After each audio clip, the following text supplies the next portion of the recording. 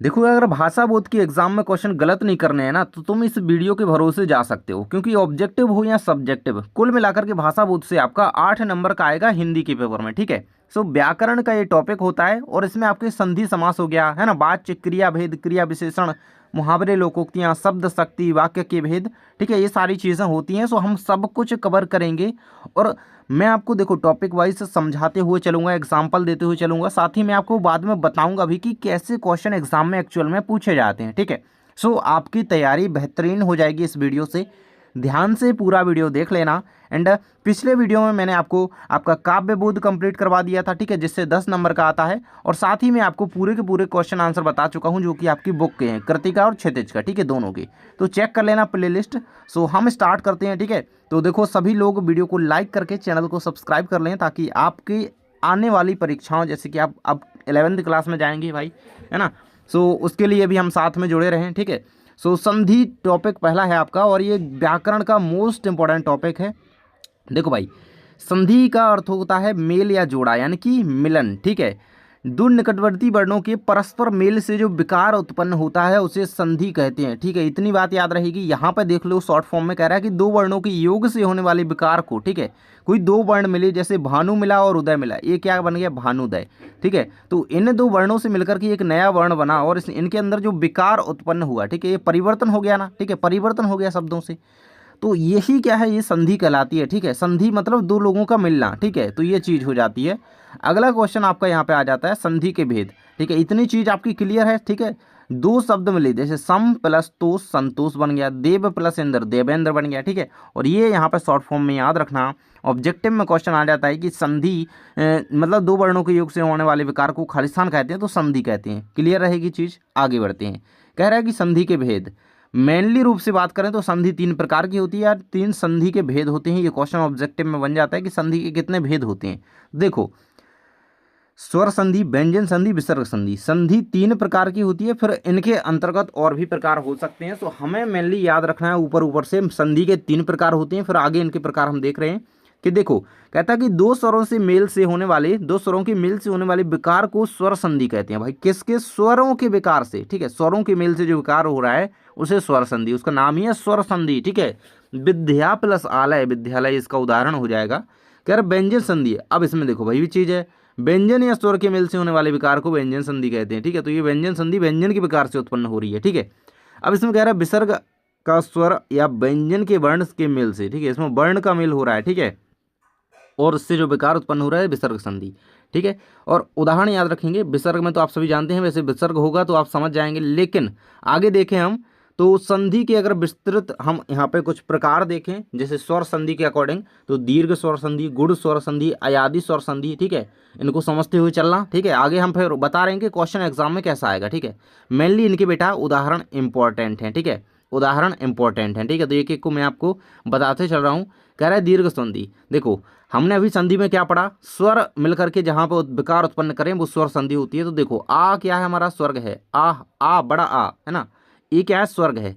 अब जहां पे स्वर है भाई और विकार उत्पन्न हो रहा है, तो हमारी स्वर संधि है, और ये दीर्घ स्वर संधि होगी, बिकॉज यहाँ पे बड़ा आ की मात्रा छोटे आ की मात्रा से बड़ा आ की मात्रा। ठीक है, आ से आ या ई से ई, ऊ से ऊ। ठीक है, इनका जब मिलन होगा, इनकी संधि होगी, तो यहाँ पे दीर्घ संधि होती है। ठीक है ना, आ और ई की मात्रा मिलकर के क्या बनाते हैं आपका, ठीक है, छोटी ई की मात्रा, और आ और छोटा ऊ की मात्रा गुण संधि के अंतर्गत। तो ये चीजें आपको क्लियर होनी चाहिए। अगर आ और बड़ा आ मिल रहा है, ठीक है, दीर्घ स्वर संधि। ठीक है, तो देखो शिव, ठीक है, शिव, शिव में आप बा में क्या देख पा रहे हैं, शिव के बा में आ है ना, छोटा आ। ठीक है, अब आलय, ठीक है, आलय, आलय में क्या है, बड़ा आ। ठीक है, तो आप यहाँ पे क्या समझ गए, छोटा और बड़ा आ क्या हमारा कर रहा है, दीर्घ स्वर संधि। तो ये चीजें तीनों क्लियर रखना भाई। देखो, भानुदय ये हो जाएगा यहाँ पे दीर्घ स्वर संधि के उदाहरण, यहाँ पे बारिश वगैरह। ठीक है, बागीश हो सकता है। अगला क्या जाता है, गुण स्वर संधि। तो आ और ई, छोटी ई की बात कर रहा है, छोटे छोटों की बात करें जहां पर भी, यहाँ पर गुण स्वर संधि की बात करना। ठीक है, बिल्कुल से याद रखना इस चीज को। और आ प्लस ऋषि, ठीक है, महर्षि का बन सकता है। ठीक है, सो ये चीज याद रखोगे, बड़ा आ और ऋषि। अगला है अयादि स्वर संधि। तो ए प्लस आ आपका है, और जहाँ पे ये आ से एक नया शब्द बने, तो अयादि स्वर संधि याद रखिएगा। ठीक है, ओ औ हो सकते हैं, और जो कि आ यानी कि छोटे से मिल रहे हैं, तो नाविक, पवन, इसके उदाहरण कुछ हो जाएंगे। ठीक है, बाकी वृद्धि स्वर संधि से बन सकता है, ठीक है। तो स्वैच्छिक, तत्रैव हो गया, सदैव हो गया, ठीक है। तो ये इसके उदाहरण होते हैं, ठीक है। बिकॉज जहाँ पे ए ओ, ठीक है, ये जुड़ते हैं छोटा आ के साथ, तो हमारा कहाँ पे होता है, वृद्धि स्वर संधि होती है। यण स्वर संधि कब होती है, अगर ई ऊ री वगैरह हो गया, इनके साथ क्या है, आ ये जुड़ रहे हैं और एक नया शब्द विकार उत्पन्न कर रहा है, ठीक है। तो ये हो जाएगी आपकी यण संधि, ठीक है। तो ये होती हैं कुछ यहाँ पे, इनके एग्जाम्पल भी दिए गए हैं, आगे इनके हम क्वेश्चन देखेंगे, ठीक है। अब सेकंड टॉपिक आपका है जो व्याकरण में, वो है समास, ठीक है। अब समास की परिभाषा तो याद करनी होगी भाई। देखो यहाँ पे क्या कह रहा है, दो शब्दों या पदों की योग को समास कहते हैं, ठीक है। दो पदों की योग को समास कह रहा है, ठीक है। तो ये चीज़ बिल्कुल से याद रखना। समास के 6 प्रकार होते हैं, ये चीज़ याद रखना, ऑब्जेक्टिव में क्वेश्चन बन जाता है। समास के प्रकार होते हैं, ठीक है। तो 6 प्रकार होते हैं समास के, कौन कौन से भाई, एक अव्ययी भाव समास होता है, तत्पुरुष समास होता है, कर्मधारय होता है, द्विगु होता है, द्वंद्व होता है, उन्हें नीचे देख रहे हैं, ठीक है। देखो अव्ययी भाव क्या कह रहा है कि जिसमें पहले पद में अनु, आ, प्रति, यथा, भर, हर इत्यादि जैसे सब अव्यय जो है लगे होते हैं, वो क्या कहलाते हैं आपके अव्ययी भाव समास, ठीक है। तो इन अव्ययों को याद रखो, ठीक है। आजीवन की बात करें आप, देखो ये मिल गया ना हमें आ, ठीक है। तो ये अव्यय इतने याद रख लो आप, इतने, है ना, और कुछ भी हो सकते हैं, तो ये मेनली याद रखो, ठीक है। तो ये क्या हो जाते हैं आपका, देखो ये अव्ययी भाव समास हो जाता है, ठीक है। तो जहाँ यथा, देखो जैसे यथाशक्ति का पूछा गया कई बार, ठीक है। तो इस तरीके से बन जाएगा यथा शक्ति, ठीक है। तो देखो आपने ढूंढ लिया कि अव्यय यहाँ पे यथा है, तो हमारा कौन, अव्ययी भाव समास, तो ठीक है। अव्ययी भाव का नाम ही है अव्ययी, जिसमें अव्यय हो, ठीक है। तो ये चीज़ें याद रखना, ठीक है। अनुशासन में कभी पूछ लिया जाता है ना, ठीक है, या प्रतियोगिता में कभी पूछ लिया जाए, ठीक है। तो इसी प्रकार से कुछ शब्द आप याद रख सकते हो। कह रहा है तत्पुरुष समास, जिसमें द्वितीय अथवा उत्तर पद प्रधान होता है, ठीक है। उत्तर पद प्रधान जहाँ पर हो, वहाँ पर आपका तत्पुरुष समास होता है। तो देखो यश प्राप्त, यश को प्राप्त, ठीक है। तो ये यहाँ पे जो है उत्तर पद प्रधान की बात की जाए, ठीक है। दूसरा पद क्या है, प्रधान है यहाँ पे, ठीक है। तो यश प्राप्त, ठीक है। तो प्राप्ति यहाँ पे क्या है, एक तरीके से उत्तर पद है, यानी कि इसका द्वितीय पद है, दूसरा पद। अब है हमारा कर्मधारय समास, कह रहा है भाई कि पहला पद विशेषण और दूसरा पद विशेष्य होता है। अब देखो महादेव उदाहरण दिया गया है, तो महा यहाँ पे क्या है, विशेषण है, ठीक है। महान एकदम से, महान एकदम से उसकी विशेषता है, ठीक है। और विशेष्य क्या है यहाँ पे, महान है जो देव, वो महादेव, ठीक है। तो कर्मधारा है, मेनली याद रखना आप लोग, यहाँ पे भगवान से रिलेटेड ज़्यादातर जाएगा अगर, तो कर्मधारा या फिर बहुव्रीहि में जाएगा, ठीक है। तो ये चीज़ आपको याद रखनी है। अगला कह रहा है द्विगु समास। देखो पहला पद संख्यावाची विशेषण होता है, और जहाँ पर दोनों पद प्रधान होते हैं वो द्वंद्व समास होता है। अब देखो पहला पद संख्यावाची है, चौराहा, है ना, तिराहा, ठीक है, 3 हो गया, चौराहा हो गया, ठीक है। तो 4 आपका आया, तो 4 ये संख्यावाची है ना, संख्या है ना, 4 राहों का समाहार, ठीक है। तो जहाँ पर पहला पद संख्यावाची विशेषण होता है वह द्विगु समास होता है, और दोनों पद प्रधान होते हैं जहाँ पर, और इनके बीच योजक चिन्ह यानी कि इस तरीके से डैश लगता है, जैसे रात दिन, ठीक है, जैसे रात दिन, जैसे माता पिता, जैसे माता पिता, ठीक है, और जैसे राजा रानी, ठीक है। तो इनके बीच क्या होता है, ये दोनों पद इसमें प्रधान होते हैं और इनके बीच योजक चिन्ह लगा होता है, द्वंद्व समास कहलाते हैं। अगला कह रहा है बहुव्रीहि समास, दोनों ही पद गौड़ होते हैं, यानी कि देखो दोनों ही प्रधान नहीं हो सकते, इसमें क्या होते हैं, दोनों ही मुख्य होते हैं, प्रधान होते हैं, इसमें दोनों ही पद गौण होते हैं और मिलकर के किसी तीसरे पद की विशेषता बताते हैं। द्वंद्व में क्या हो रहा था, दोनों ही पद मेजर थे, इसमें दोनों ही पद माइनर रहेंगे, ठीक है, और तीसरे पद की विशेषता बताएंगे। गजानन उदाहरण बताया गया है, देखो गज के समान है जिसका आनंद, ठीक है, जिसका अर्थ है गणेश, ठीक है। तो ये चीज़ याद रखिएगा। बाकी हम कुछ और उदाहरण देखेंगे इनके, ठीक है। अब देखो समास के कुछ उदाहरण हम देख लेते हैं। अब बेभाव समास जैसे हो गया, तो देखो अप्रत्यक्ष आंख के पीछे, यथोचित, देखो हमने देखो आ मिल गया हमें, यहाँ पे क्या है, हमारा अव्यय हो गया, ठीक है। यथा हमने देखा था, ठीक है, प्रत्यय है, अव्यय है, सॉरी, ठीक है। अब तत्पुरुष में इसी प्रकार से ये उदाहरण कुछ दिए गए हैं, ठीक है। और देखो पीताम्बर किसका उदाहरण है, तो कर्मधारय समास का, नील कमल, ये कुछ इंपॉर्टेंट है, महा इंपॉर्टेंट है मैं कह रहा हूँ, ठीक है। अब देखो ये पंचवटी किसका उदाहरण है, ये पूछा गया है, देखो पंचवटी किसका उदाहरण है, द्विगु समास का, ठीक है। ये याद रखना। अष्ट सिद्धियों में कौन सा समास है आपका, द्विगु समास है। रात दिन में कौन सा समास है, द्वंद्व समास है। और भूल चूक में जिनके बीच डैश आ जाए भाई, वो तो बिल्कुल से आंख बंद करके द्वंद्व लगा देना, दोनों पद प्रधान होते हैं, ठीक है। दाल रोटी हो गया, भूल चूक हो गया, ठीक है। बहुव्रीहि जैसे चारपाई हो गया, ठीक है, और विषधर हो गया, ठीक है। उदाहरण कुछ याद रखना, ठीक है। चलते हैं आगे, कह रहा है वाच्य, ठीक है। वाच्य को देख लेते हैं भाई। वाच्य के प्रकार मेनली आपके में इंपॉर्टेंट है, ठीक है। कृतवाच्य, कर्मवाच्य और भाववाच्य, ठीक है। वाच्य के 3 प्रकार होते हैं, क्वेश्चन बन जाए तो कह देना भाई 3, ठीक है। शब्द शक्ति, शब्द गुण, इनके 3 प्रकार होते हैं। और तीन प्रकार वाच्य के होते हैं, ठीक है, और तीन प्रकार संधि के होते हैं, ठीक है। तो तीन तीन से बहुत चीजें कंप्लीट हो रही हैं। कृतवाच्य कहता है कि जिस वाक्य में वाच्य बिंदु कर्ता होता है, कृतवाच्य कहलाता है। जहां वाच्य बिंदु कर्ता ना होकर के कर्म होता है, उसका नाम ही है कर्म वाच्य, ठीक है। तो वाच्य बिंदु क्या होगा, यहाँ पे कर्म होगा, और इसका वाच्य बिंदु कर्ता होगा, क्योंकि इसका नाम है कृतवाच्य। और भाववाच्य में क्या होगा, जहाँ कर्ता ना कर्ता मतलब जहाँ पर वाच्य बिंदु न कर्ता होता है और न कर्म हो, बल्कि क्रिया का मुख्य भाव ही वहाँ पर वाच्य बिंदु होता है, वो यहाँ पर भाववाच्य। अब देखो नाम के हिसाब से परिभाषाएं बिल्कुल क्लियर रहेंगी। इसमें देखो भाव इसका मुख्य भाव होता है, ठीक है, इसमें क्रिया का भाव मुख्य होता है, ठीक है। इसमें कर्म की बात करी जा रही है, तो इसमें कर्म क्या होता है, कर्म क्या होता है, यहाँ पर बिंदु कर्ता होता है, ठीक है। यहाँ पे कृतवाच्य में यहाँ पे कर्ता होता है मुख्य बिंदु, ठीक है। तो ये चीजें हैं, और उदाहरण इनके देख सकते हो। राम रोटी खाता है, तो कृतवाच्य का उदाहरण।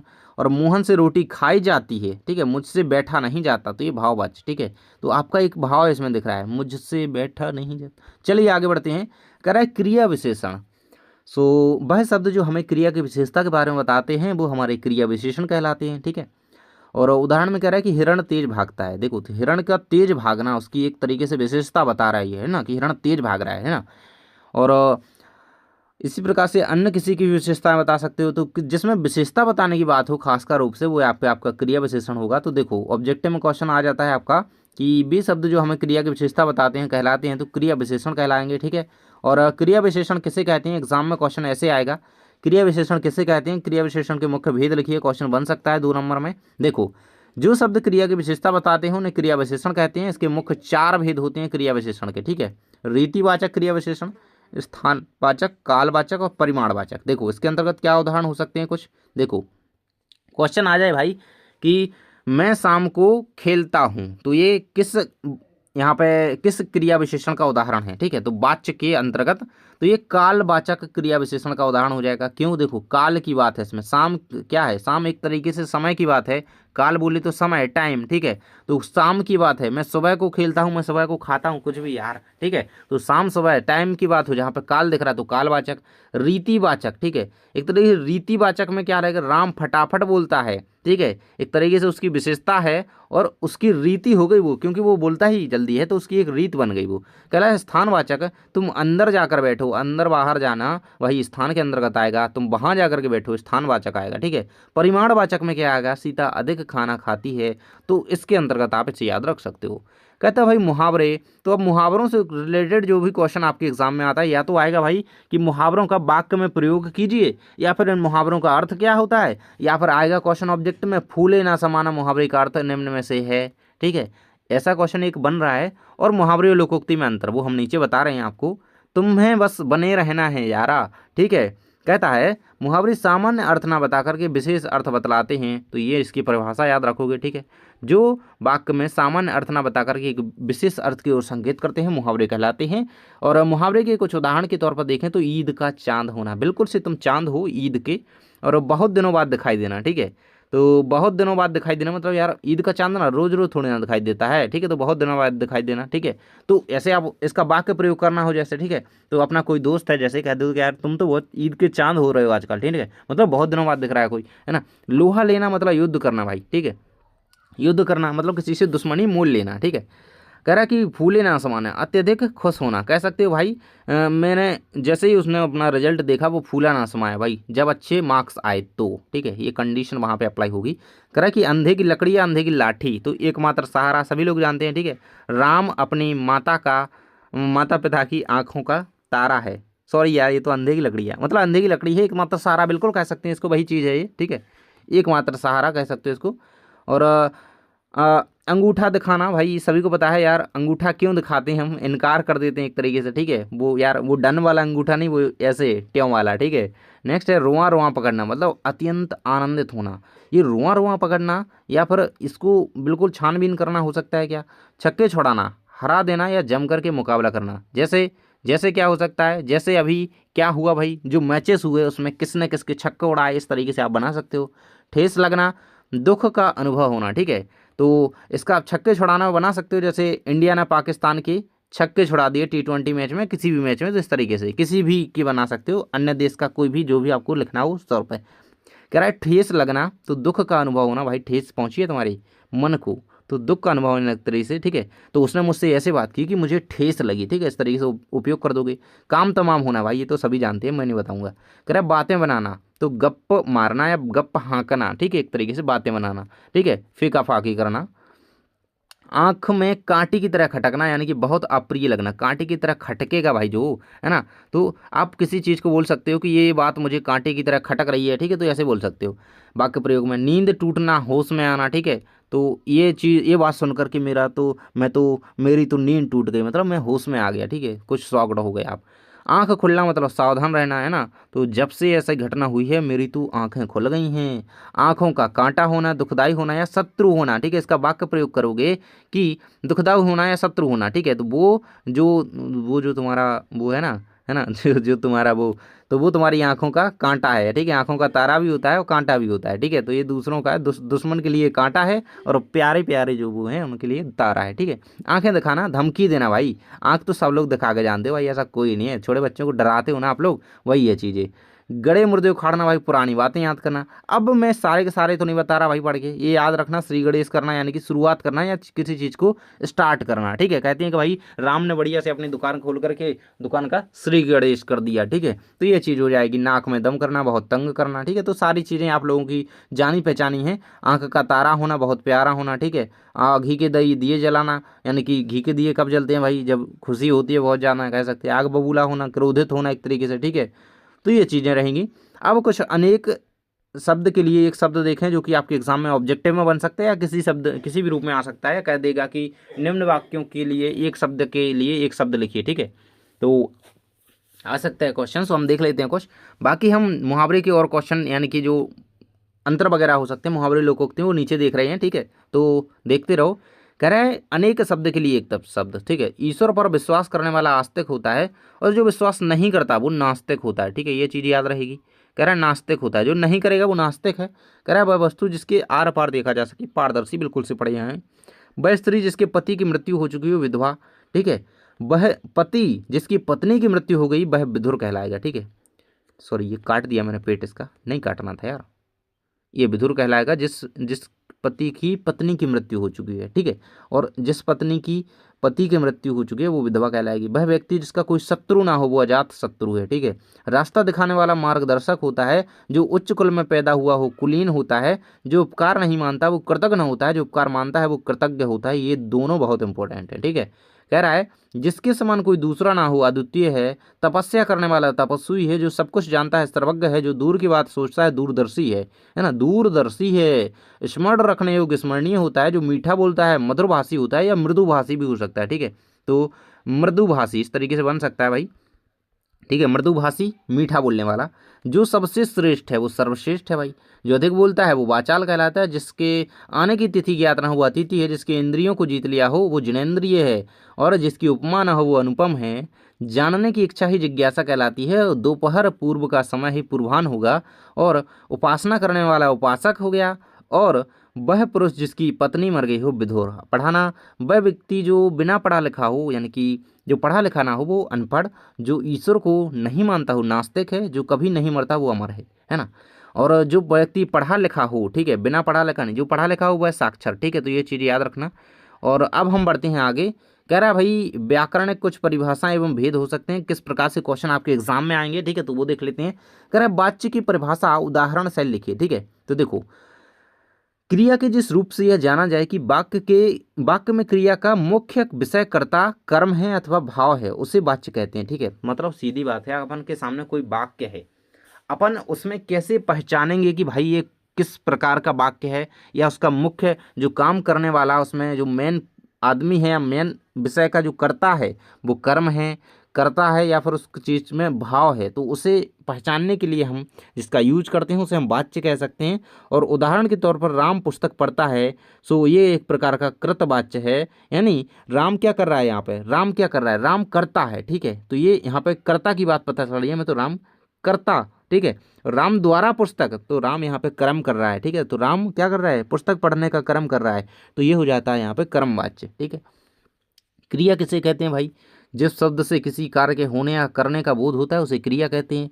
क्रिया के भेद, भाई क्रिया के भेद दो होते हैं मुख्य रूप से, सकर्मक क्रिया और अकर्मक क्रिया, ठीक है। तो ये चीज़ याद रखिएगा, ऑब्जेक्टिव बन जाता है। शब्द शक्ति किसे कहते हैं, उसके भेदों के नाम लिखिए। देखो भाई, शब्द शक्ति 3 प्रकार की होती है, अभिधा, लक्षणा, व्यंजना। चलिए तीनों को देख लेते हैं एग्जाम में क्वेश्चन कैसे आता है। कह रहा है शब्द के अर्थ का बोध कराने वाली, ठीक है, कह रहा है शब्द शक्ति, ठीक है, शब्द के अर्थ का बोध कराने वाली जो शक्ति होती है ना उसे शब्द शक्ति कहते हैं, ठीक है, जिससे हमें शब्द का अर्थ पता चले, ठीक है, वो शब्द शक्ति है, ठीक है, सीधी बात है। ये 3 प्रकार की होती है भाई, अभिधा, लक्षणा, व्यंजना, ठीक है। कह रहा है लक्षणा शब्द शक्ति किसे कहते हैं, उदाहरण से लिखिए, एग्जाम में ऐसे ही क्वेश्चन आता है, ऐसा क्वेश्चन आता है, ठीक है।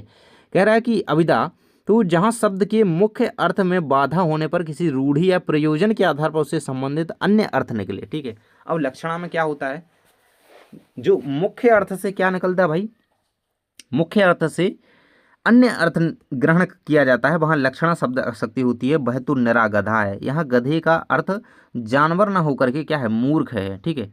तो एक तरीके से जो मुख्य अर्थ यहाँ पे है वो मूर्ख है, लेकिन ये तो यहाँ पे नहीं लिखा ना।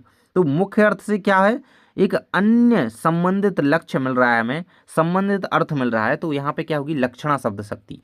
अभिधा को समझते हैं, कह रहा है कि शब्द के साक्षात सांकेतिक अर्थ का बोध कराने वाली शक्ति अभिधा शब्द शक्ति कहलाती, जैसे मोहन पढ़ रहा है, ठीक है। तो संकेत, सांकेतिक है ना, मुख्य अर्थ का बोध कराने वाली शक्ति, यहाँ पे जो एक्चुअल में चीज़ हो रही है, ठीक है, वो ही हमें यहाँ पे मुख्य मिले तो वो होता है हमारी अभिधा में।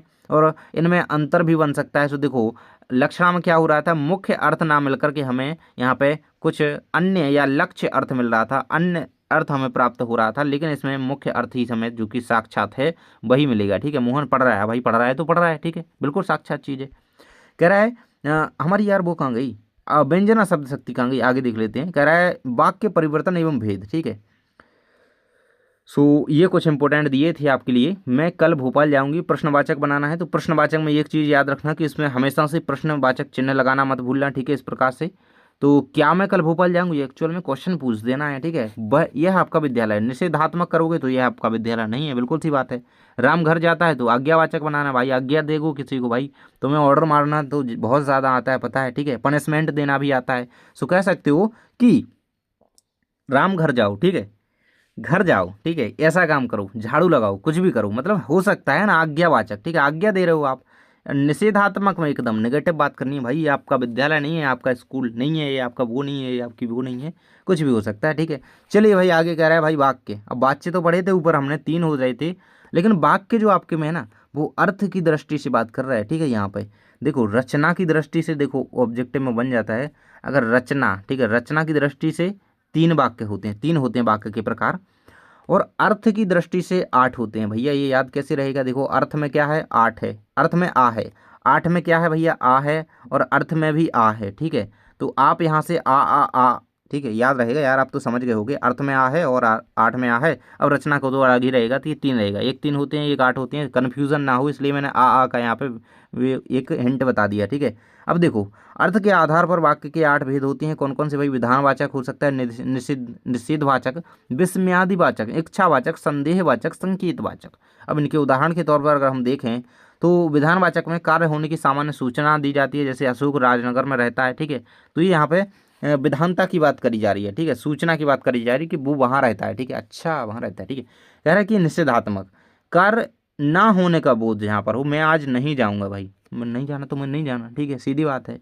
तो ये निषेधात्मक है। विस्मयादि वाचक, विस्मयादि वाचक हर्ष, शोक, आश्चर्य आदि, अरे शुभम तुम, अरे आप, ठीक है। तो इस प्रकार से कुछ आप यहाँ पे आश्चर्यचकित भी हो, आप में कोई हर्ष भी हो सकता है, आप दुखी भी हो सकते हो, ओ ऐसा हो गया, ठीक है। तो इस तरीके से बन सकते हैं अलग अलग। इच्छावाचक, वक्ता की इच्छा, आशा या आशीर्वाद, भाई उसका नाम ही है इच्छावाचक। तो इच्छा, आशा या आशीर्वाद जैसे शब्द हो सकते हैं इसमें, ठीक है। मैं चाहता हूँ कि मैं भी कल तुम्हारे साथ ही घर चलूँ, ठीक है। तो भाई तुम्हारी इच्छा है यहाँ पे जाने की, ठीक है ना, कुछ ना कुछ तुम्हारी इच्छा हमेशा होती है, और अपनी इच्छाएं हमेशा व्यक्त कर देनी चाहिए, ठीक है। तो ये होती है वही चीज़, मैं तुम्हारे साथ कल जाऊँगा, इसने साथ चलूँगा, ये किसने बोल दिया बढ़िया तरीके से, ठीक है, ऐसा ही बोल देना चाहिए, है ना, इच्छाएं व्यक्त करनी चाहिए। इच्छावाचक, संदेहवाचक, भाई तुम्हें शक होता है ना, हर चीज़ पे शक होता है भाई कि ये रियल है कि नहीं इंसान सामने वाला, ठीक है। होता है, बिल्कुल होता है, सभी को होता है, हमें होता है, आपको होता है, सबको होता है, बिल्कुल ये बात ही ऐसी कर कार्य के होने में संदेह या संभावना, ठीक है, बिल्कुल से संदेह होता है यार, हर चीज़ में होता है, ठीक है। शायद आज वर्षा होगी, ये वही है कि नहीं, ठीक है। तो ऐसे कुछ आपको यहाँ पर संदेह हो सकता है किसी चीज़ पर, किसी व्यक्ति पर, वस्तु पर, ठीक है। तो संदेह है एक तरीके से संभावना व्यक्त कर सकते हो आप, यहाँ पर संदेह है आपको किसी चीज़ पर, संदेहवाचक। संकेतवाचक, ये क्रिया का दूसरी क्रिया पर निर्भर होना, ये क्या कहलाएगा, संकेतवाचक वाक्य होगा, ठीक है। अगर तुम मेरे साथ रहोगे तो मुझे सुविधा होगी, ठीक है। तो एक क्रिया यहाँ पे, अगर तुम रहोगे मेरे साथ तो क्या होगी, मुझे सुविधा होगी, ठीक है। अगर दूसरा कोई तुम्हारे साथ है तो उसे सुविधा हो रही है, मतलब एक क्रिया दूसरी क्रिया पर क्या है, निर्भर है। तो यही आपका संदेहवाचक, संकेतवाचक सॉरी हो जाएगा। आगे बढ़ते हैं, कुछ वस्तुनिष्ठ प्रश्न आपके आ जाते हैं यहाँ पे, किससे, आपकी भाषा बोध के। कह रहा है कि जिन मूल शब्दों से मिलकर के समास बना है उसमें से पहले पद को पूर्व पद कहते हैं, ठीक है। मूल शब्दों की बात करेगा समास में तो उसमें से पहला पद जो होगा वो पूर्व पद कहलाएगा, और अगले पद की बात करें तो उसे उत्तर पद कहते हैं। इस चीज़ को ध्यान रखना, ऑब्जेक्टिव में गलती मत कर देना। कह रहा है कि दो शब्दों का अपने विभक्ति चिन्हों को छोड़कर के आपस में मिलना समास कहलाता है। दो वर्णों के मेल को संधि कहते हैं। संधि के भेद तीन होते हैं, वाच्य के भेद तीन होते हैं, शब्द शक्ति के भेद तीन होते हैं, शब्द गुण के भेद तीन होते हैं, रचना की दृष्टि से वाक्य के भेद तीन होते हैं। जो शब्द क्रिया की विशेषता प्रकट करते हैं उन्हें क्रिया विशेषण कहते हैं, ठीक है। क्रिया की विशेषता बताएं जो क्रिया विशेषण है। सुनार गहने बनाता है, इसमें वाच्य है कृतवाच्य, ठीक है। कृतवाच्य, सुनार क्या है यहाँ पे, करता है, ठीक है। तो गहने बना रहा है और कृतवाच्य है। किसी कार्य का करने या होने का बोध कराने वाले शब्द क्रिया कहलाते हैं, ठीक है। तो होने या करने का बोध कराने वाली शक्ति ही क्रिया कहलाती है। किसी क्रिया विशेषण में विशेषता बताई जाती है तो वो क्रिया की विशेषता बताई जाती है। अपनी अभी नाम ना परिभाषा पढ़ी, ये ना क्रिया की विशेषता प्रकट करे। कहता है कि एक से अधिक अर्थ देने वाली शब्द कहलाते हैं, तो वो अनेकार्थी होते हैं, ठीक है। अनेक अर्थ दें, एक से अधिक, ठीक है, अनेक अर्थ। दूध का दूध, पानी का पानी, सही न्याय बिल्कुल से, ठीक है। चलो भाई, आग बबूला होना, क्रोधित होना, अर्थ के आधार पर वाक्य के भेद 8 होते हैं, ये चीज़ याद रखना। कह रहा है कि रिक्त स्थान भाई कुछ ऐसे बन सकते हैं इससे, ठीक है। उड़ती चिड़िया पहचानना खालिस्तान मुहावरा है भाई। वाच्य प्रयोग में सबसे अधिक खालिस्तान ध्यान रखना पड़ता है, तो क्रिया का ध्यान रखना पड़ता है। विलक्षण अर्थ का बोध कराने वाले वाक्य मुहावरे कहलाते हैं, ठीक है। और क्रिया का प्रभाव कर्म पर पड़ता है, वह क्रिया खालिस्तान होती है तो वह क्रिया सकर्मक होती है। कहता है कि समास के खालिस्तान भेद होते हैं, 6 भेद होते हैं। चौराहा में द्विगु समास है, बिकॉज यहाँ पे क्या हो रही है, संख्यावाची शब्द जहाँ पर हो तो वो हमारा द्विगु समास होगा। जब क्रिया का रूप कर्म के अनुसार बदलता है तो कर्मवाचक होता है, ठीक है। कर्म के अनुसार, कर्म की बात हो कर्मवाच्य है। अर्थ के आधार पर 8 प्रकार होते हैं। विद्यालय में स्वर संधि है, बिकॉज आ, ठीक है। शब्द शक्ति 3 प्रकार की होती है। चलिए आगे बढ़ते हैं, कुछ यहाँ पे ट्रू फॉल्स आ जाते हैं। कह रहा है कि क्रिया के वर्तमान काल में काम होने का पता चलता है, बिल्कुल से सही है। लोकोक्ति से मिलकर के शब्द बना होगा, लोकोक्ति बना होगा, बिल्कुल से सही है, ठीक है। उसमें खाना नहीं खाया, उससे खाना नहीं खाया जाता, मैं भाववाच्य है, बिल्कुल यार, ये उसके भाव प्रकट हो रहे हैं भाई, उससे खाया नहीं जाता, ठीक है। कह रहा है कि कृतवाच्य भाव प्रधान होता है, असत्य रहेगा क्योंकि ये कर्ता प्रधान होता है, तो इस तरीके से इसको याद रखना, ठीक है। कृतवाच्य में देखो हमने कर्ता की बात पढ़ी थी, भाववाच्य में भाव की बात पढ़ी थी, तो ये तो गलत हो जाएगा ना। कह रहे कर्मवाच्य में क्रिया हमेशा अकर्मक रहती है, तो ये गलत हो जाएगा क्योंकि इसमें सकर्मक रहती है। वर्षा ना होती तो फसल सूख जाती, विधानवाचक वाक्य है। वर्षा ना होती तो फसल सूख जाती, यह प्रकार का संकेतवाचक वाक्य है, ठीक है। मतलब आपने संकेत एक तरीके से व्यक्त कर रहे हो अपना। कह रहे उपकार मानने वाला कृतज्ञ कहलाता है, बिल्कुल सही है। अग्नि परीक्षा देने का अर्थ कठिन परिस्थितियों में पढ़ना है, सही है। मुहावरे और लोकोक्ति एक ही है, गलत हो जाएगा, बिल्कुल अलग अलग चीज़ हैं, इनमें अंतर होता है, ठीक है। आगे समझ रहे हैं। कह रहे एक वाक्य में उत्तर भाई, वाक्य क्या है, सार्थक शब्दों का एक व्यवस्थित समूह ही वाक्य है। आंख का तारा होने का अर्थ क्या है भाई, बहुत प्यारा होना, बहुत लाडला होना। कहता है कि प्रतिदिन में कौन सा समास है भाई, प्रतिदिन में हमारा अव्ययीभाव समास है, बिकॉज हमने इसमें प्रति क्या ढूंढ लिया, हमारा अव्यय ढूंढ लिया, लगा दो भाई। कह रहा है कि ऐसी बात जो लोगों द्वारा बोली जाती है, उस पर जुबान पर चढ़ जाती है, वो लोकोक्ति कहलाती है। कह रहा है कि समुद्र मंथन करना का अर्थ क्या है भाई, तो कठोर तप करना या परिश्रम करना, बिल्कुल से यहाँ पे। वीररस की कविताओं में कौन सा शब्द गुण होता है, तो ओज गुण होता है, ठीक है। कह रहा है शब्द शक्ति, शब्द की प्रथम शक्ति को अभिधा शब्द शक्ति कहलाती है। नेक्स्ट है कोई शत्रु ना हो जिसका भाई अजात शत्रु, पढ़े थे ना। टेढ़ी खीर मुहावरे का अर्थ कहता है कठिन कार्य, ठीक है, बिल्कुल सही। इतिश्री मुहावरे का अर्थ मोस्ट हो सकता है भाई, समाप्त होना, ठीक है। इसी इतिश्री, ठीक है। श्री गणेश मतलब स्टार्टिंग होना भाई, ठीक है। इतिश्री मतलब समाप्त होना। जिसकी आने की तिथि ना हो वो अतिथि है ना, मेहमान। घाट घाट का पानी पीना भाई, बहुत अनुभवी होना, घाट घाट का पानी पीना। 9-2-11 होना मुहावरे का अर्थ क्या है भाई, भाग जाना, ठीक है। एक तरीके से चोर पुलिस को देख करके, पुलिस चोर को देख कर भी हो जाती है 9-2-11। कह रहा है भाई अनेकार्थी शब्द क्या होते हैं, लिखिए। जिन शब्दों के एक से अधिक अर्थ होते हैं उन्हें अनेकार्थी शब्द कहते हैं। ठीक है, तो जैसे जैसे कर का अर्थ हाथ भी है और टैक्स भी है। ठीक है, तो ये यहाँ पे कुछ यहाँ पे इसका उदाहरण हो सकता है। अनेकार्थी मतलब एक से अधिक अर्थ निकाल रहे हैं, सीधी बात है। संधि समास में अंतर लिखिए तो बन सकता है क्वेश्चन। देखो संधि में हम क्या करते हैं, वर्णों का मेल होता है, जबकि समास में शब्दों का मेल होता है। ठीक है, तो इसमें अक्षर मिलते हैं, इसमें सीधा शब्द मिलेगा बड्डा सा। ठीक है, कह रहा है कि संधि को तोड़ने को विच्छेद कहते हैं। ठीक है, और समास की तोड़ने की प्रक्रिया को विग्रह कहते हैं। तो ये बहुत अंतर बड़ा है। ऑब्जेक्टिव इससे बन सकता है कि संधि को तोड़ने की प्रक्रिया विच्छेद कहलाती है, ये चीज़ याद रखना है। और ये समास वाला विग्रह है। ठीक है, मुहावरा और लोकोक्ति में अंतर, भाई ये इंपॉर्टेंट है क्वेश्चन। कह रहा है कि मुहावरा वाक्यांश है, लोकोक्ति वाक्य पूर्ण वाक्य है। मुहावरे में लिंग वचन के अनुसार परिवर्तन होता है, लोकोक्ति अपरिवर्तित रहती है। ठीक है, लोक उक्ति से मिलकर के लोकोक्ति बना है, बिल्कुल से सही है, बिल्कुल से सही है। ठीक है, कह रहा है कि अग्नि परीक्षा देना अर्थ कठिन परीक्षा परिस्थिति में पढ़ना है, बिल्कुल सही है। अग्नि परीक्षा एक तरीके से यार, अग्नि परीक्षा तो समझ रहे हो ना, है ना। तो आप लोगों की परीक्षा तो कुछ नहीं है, लेकिन अग्नि परीक्षा भाई आप लोगों की परीक्षा थी, अग्नि परीक्षा अब नहीं बची भाई, हो गया सब। ठीक है, बिल्कुल सही। ठीक है, ये चीज़ें करके जाओगे तो कोई परीक्षा अग्नि नहीं रहेगी, बिल्कुल परीक्षा ही रहेगी। मुहावरे और लोकोक्तियों लक्षणा शब्द शक्ति के जरिए अर्थ ग्रहण किया जाता है। ठीक है, तो मुहावरे और लोकोक्तियाँ जो है अपना सामान्य अर्थ यानी कि सामान्य अर्थ छोड़ करके विशेष अर्थ प्रकट करती हैं, जो कि लक्षण बिल्कुल करती हैं। तो ये सत्य रहेगा। ठीक है, ऐसा घुमा फिरा करके क्वेश्चन बन सकता है। वेरी वेरी मोस्ट इंपॉर्टेंट कह रहा हूँ मैं तो इसको यार, क्योंकि देखो लक्षणा में हमने पढ़ा था कि एक उसमें मुख्य अर्थ हम ना मिल करके हमें एक विशेष या अन्य अर्थ प्राप्त हो रहा था। ठीक है, इसी प्रकार से अब मुहावरा कोई लिखा हो तो उसका वही अर्थ तो नहीं होता। ठीक है, उसका एक अन्य अर्थ निकलता है। ठीक है, पता चलता है हमें। इसी प्रकार लोकोक्ति में होता है। तो ये वही चीज़ है, इसको बहुत याद रखना, बहुत इंपॉर्टेंट चीज़ है ये।